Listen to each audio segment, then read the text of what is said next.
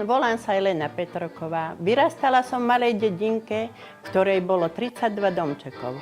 Celá dedina bola súdržná a veľmi sme sa všetci mali radi. Žili sme ako jedna rodinka. Ja som vyrastala bez môjho otecka, ktorý mi zomrel. Narodila som sa len po jeho smrti.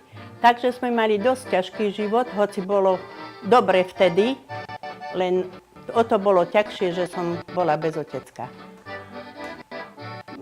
Do školy sme chodili od 1 po 5, lebo bola škola ako u nás v dedinke. Niekedy sa to tak učilo, až 1 až 5 ročníky.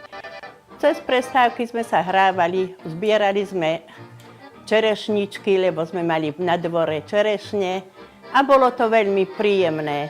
Teraz sú deti celkom iné, lebo sedia len pri počítačoch. My sme celé dni vonka behali. Večer v zime sme si pospájali sanky a cez celú dedinu sme sa sankovali.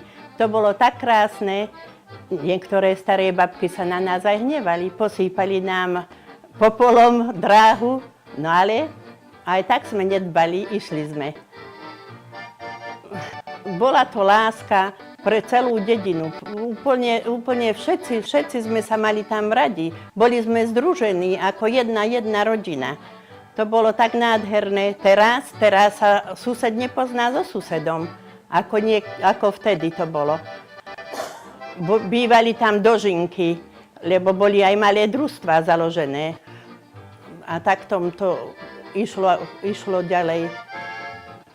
Hrávalo sa tam divadlo, napríklad kozie mlieko niekedy, to ešte aj kozu doniesli na javisko. Bolo to celkom také zábavné. Teraz to neexistuje také niečo. Ako vtedy bola robota všade. A tieto družstvá boli, aj na tých malých dedinkách. To bolo veľmi dobré.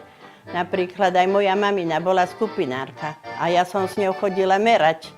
S tým pásmom som chodila merať, že koľko sa urobilo, pokosilo a tak ďalej.